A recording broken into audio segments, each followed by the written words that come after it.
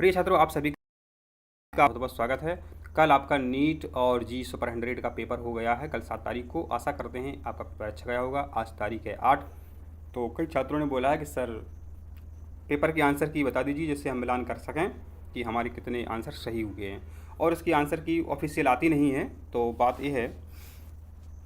तो और जिन्होंने हमारे मेंबरशिप के वीडियो लिए थे, तो आप देख सकते हैं कि पूरे क्वेश्चन आपको हमारे मात्र 17 दिन की मेहनत से मिल जाएंगे। जो हमने वीडियो लेक्चर आपको दिए थे, नोट्स दिए थे, उनसे पूरा पेपर लगभग आया है।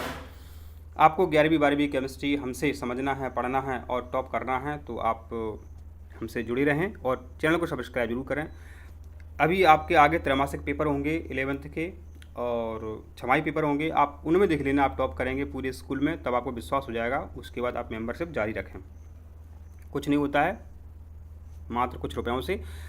पहला प्रश्न आपसे पूछा था, निम्नलिखित में कौन बिंदु स्रोत से उस पर आपतित प्रकाश का समांतर प्रकाश पुंज बना सकता है। यदि प्रकाश किरणें जो है मेरे बच्चों अवतल दर्पण पर आपतित होती हैं, यदि प्रकाश किरणें जो है समतल दर्पण पर आपतित होती हैं और उत्तल लेंस पर आपतित होती हैं मेरे बच्चों, तो ये समांतर प्रकाश पुंज ही निकलता है।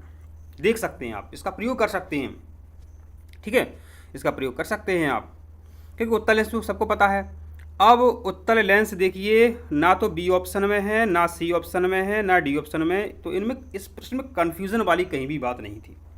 जब हम वीडियो लेक्चर बना रहे थे तो हमने आपको इसका चित्र भी, डायग्राम भी आपको बना करके बताया था। ये प्रश्न नंबर जो 2 है मेरे बच्चों, तो ये आपके यहाँ देखिए, ये आपके इस तरीके से समतल दर्पण है। अगर यह दर्पण नहीं होता, माने इस वाला बी वाला नहीं होता, तो 25 आंसर आता।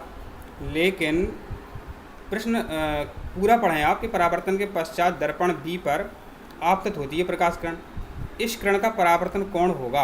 अब आपका ये कोण आपको बताना, तो इसका आंसर जो है 65 सही है। प्रश्न क्रमांक 3 है कि वायु से कांच के आयताकार स्लैब पर आपतित किसी प्रकाश किरण का गमन पथ 4 विद्यार्थियों ABCD ने चित्र में दर्शाए अनुसार आरेखित की है, मैंने चित्र बनाया। कौन सा कथन सही है? तो देखिए, जब प्रकाश किरण वायु से कांच में जाती है तो कांच का अपवर्तनांक ज़्यादा होता है, तो प्रकाश किरण क्या है, अभिलंब की ओर झुक जाती है, जो कि ए में संभव नहीं हो रहा है। आप बी में देखेंगे तो ए संभव इसमें हो रहा है, जबकि सी ऑप्शन में जो यहाँ जो किरण निकल रही है गलत तरीके से निकल रही है, यह भी गलत तरीके से निकल रही है, लेकिन जो बी ऑप्शन है आपका एकदम करेक्ट उत्तर है।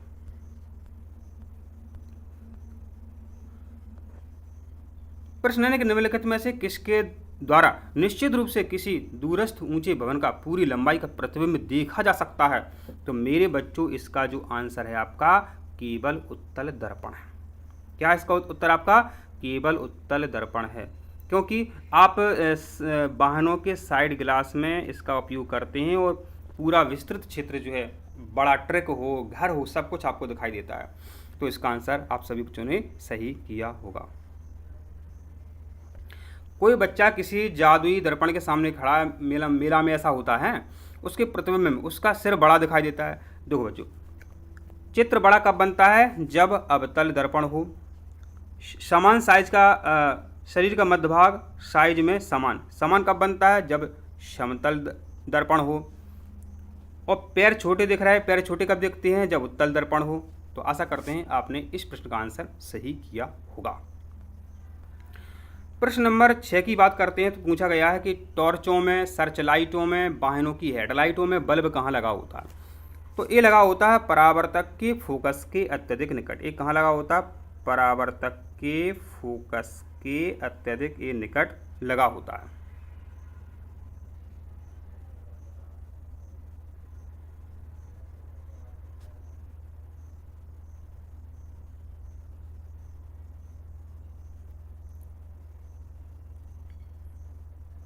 तो आपका ये बल्ब कहाँ लगा होता है? परावर्तक के फोकस के अत्यधिक निकट ये आपका बल्ब जो है लगा होता है।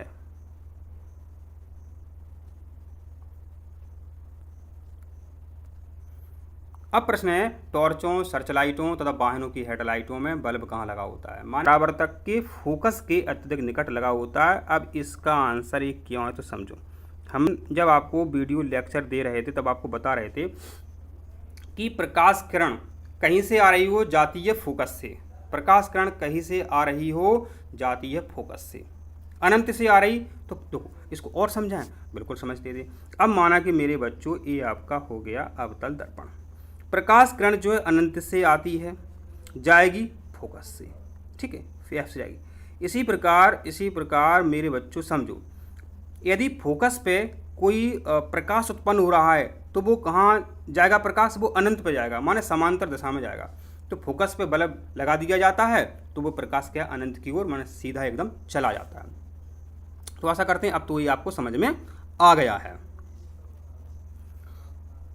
चित्र में किसी प्रकाश किरण को माध्यम ए से माध्यम बी में गमन करते दर्शाया गया है। माध्यम ए के सापेक्ष बी का अपवर्तनांक है। हमने सभी वीडियो में कई बार हमने आपको ये समझाया है, आशा करते हैं आपको समझ में आ गया है। वाहनों में पीछे का दृश्य देखने के रूप में समतल दर्पण की तुलना में उत्तल दर्पण को वरीयता देने का उचित कारण क्या है?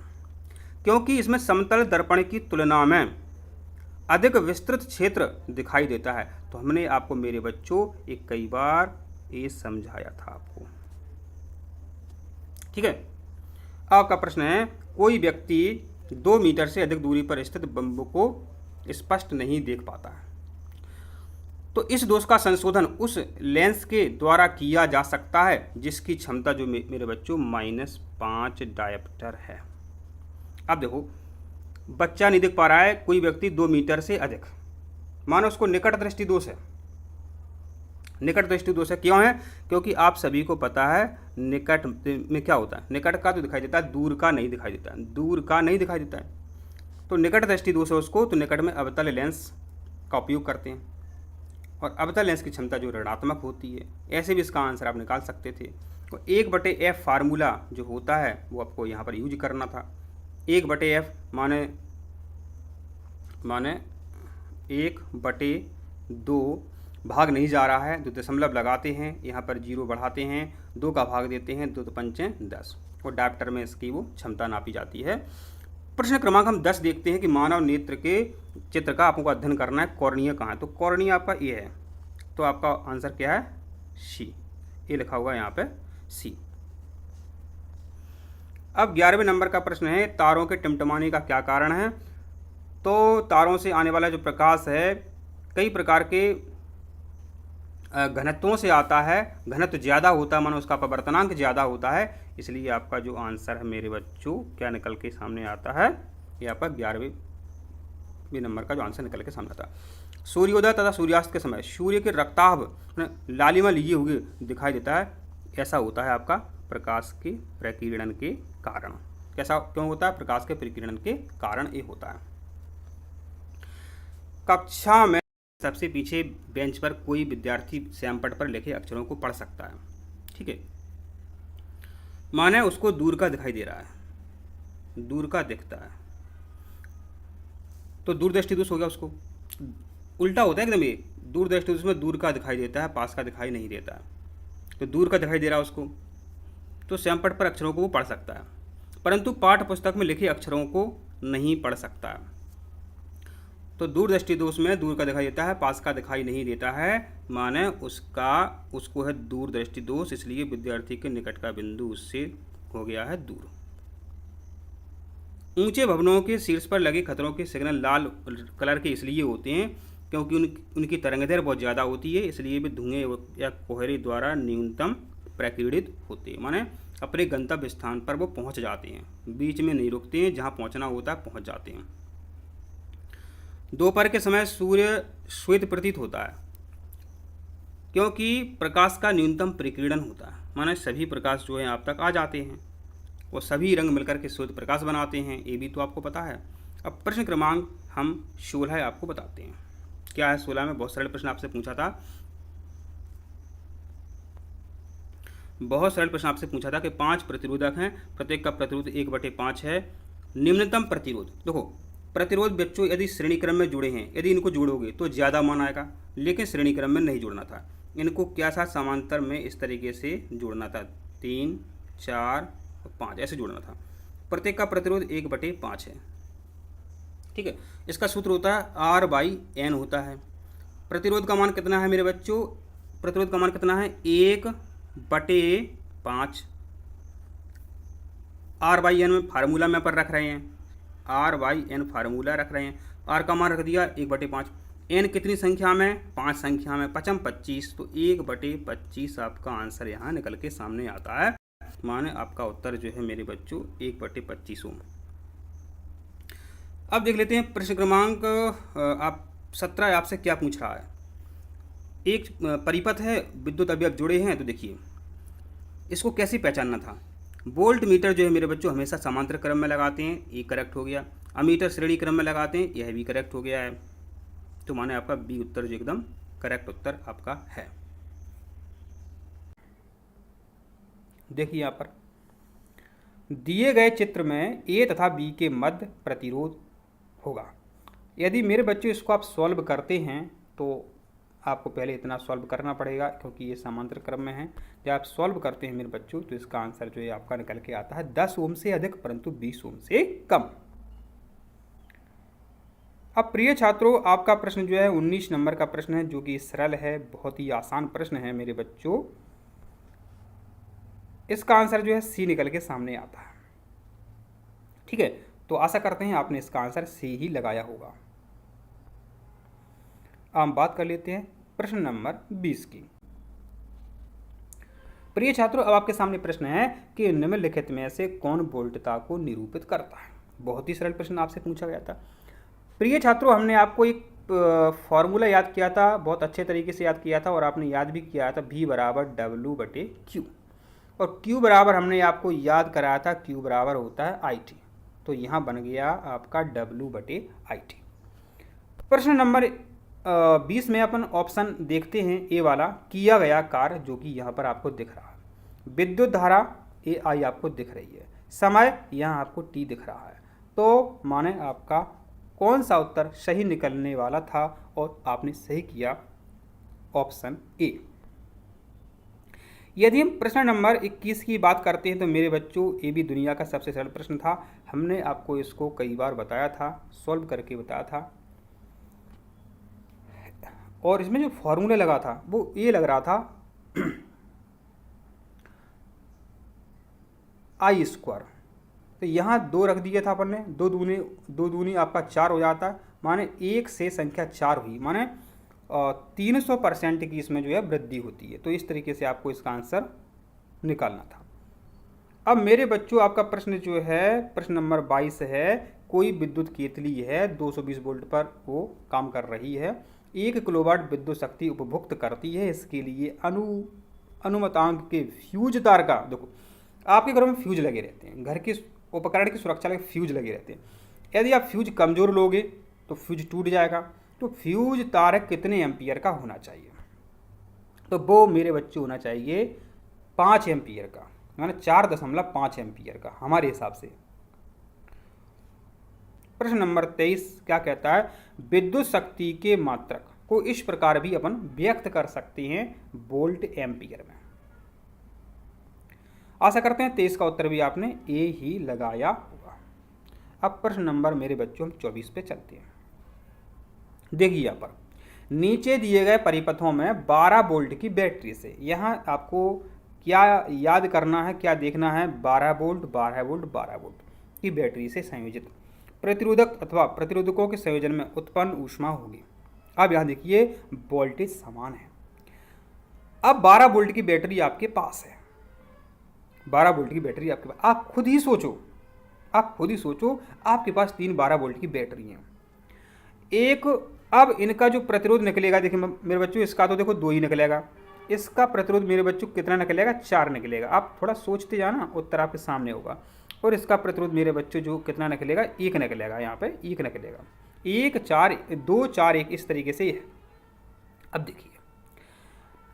देखिए ये जो मान है प्रतिरोधकों का, ये अपन इसको मान सकते हैं कोई पतला है उससे वो मोटा है। तो 4 नंबर जिसका प्रतिरोध है ये बच्चों ये मोटा तार है। आप एक बैटरी में जोड़ करके देख लो मेरे बच्चों, आपकी बैटरी खराब हो जाएगी। यदि आप पतला तार उसमें जोड़ के देखो बैटरी में 12 वोल्ट की, तो पतला तार जो है जलने लगेगा, ऊष्मा देने लगेगा। ठीक है, तो हमारे हिसाब से इसका आंसर जो है मेरे बच्चों, जो आंसर यहाँ पे जो निकलेगा मेरे हिसाब से की बात कर रहे हैं हम, तो प्रकरण 3 में अधिकतम ऊष्मा ये देगा। इसके अलावा आपको भी कहीं से इसका पता है कि इसका आंसर कौन है तो आप बताएं। मुझे तो प्रकरण 3 सही लग रहा है, क्योंकि उसका प्रतिरोध जो है 1 है। अब इस चित्र को हमने आपको अपने वीडियो में कई बार बताया था, एक नहीं 1000 बार बताया था। तो इलेक्ट्रॉन पर कागज के तल की ओर, इलेक्ट्रॉन की बात करें तो कागज के तल की ओर, और प्रोटॉन पर बात करें तो कागज के तल के बाहर की ओर। तो आशा करते हैं आपने इसका आंसर सही किया होगा पेपर में।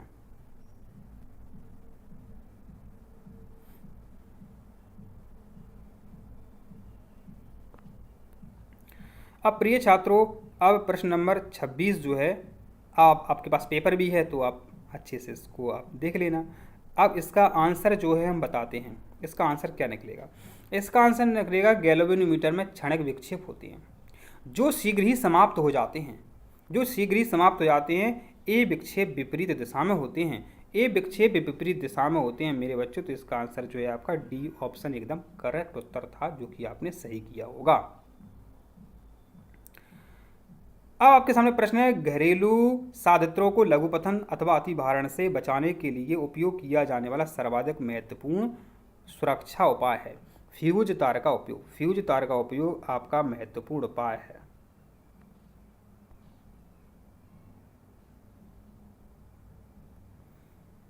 किसी लंबी सीधी धारावाही परिनलिका के भीतर चुंबकीय क्षेत्र की तीव्रता की बात करें तो सभी बिंदुओं पर समान होती है। आशा करते हैं इसका आंसर आपने सी ही लगाया होगा। प्रश्न नंबर हम 29 की ओर आपको ले चलते हैं, तो प्रश्न पढ़ लेते हैं। यदि चित्र की व्यवस्था में प्लग से कुंजी निकालकर परिपथ को खोलकर क्षैतिज तल ABCD पर चुंबकीय क्षेत्र रेखाएं खींची जाएं तो ये रेखाएं होती हैं, कैसी होती हैं? तो मेरे बच्चों, इसका जो उत्तर है, इसका उत्तर जो है ए एकदम सही उत्तर है, ऑप्शन ए। अब हम प्रश्न नंबर 30 पर आपको ले चलते हैं, जो कि बहुत सरल प्रश्न था।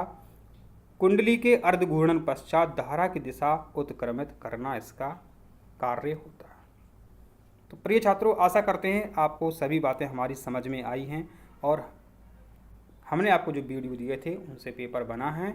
और यदि आपको 11-12 की केमिस्ट्री बायोलॉजी हमसे मतलब पढ़नी है और आपको टॉप करना है, तो आप कमेंट ज़रूर करें। आप देखेंगे कि जो त्रैमासिक परीक्षा आपकी होगी कक्षा 11वीं में, आप उसमें टॉप करेंगे तो आपको विश्वास हो जाएगा कि वार्षिक परीक्षा में भी आप टॉप करेंगे। तो आप और जानकारी कमेंट करके पूछ सकते हैं।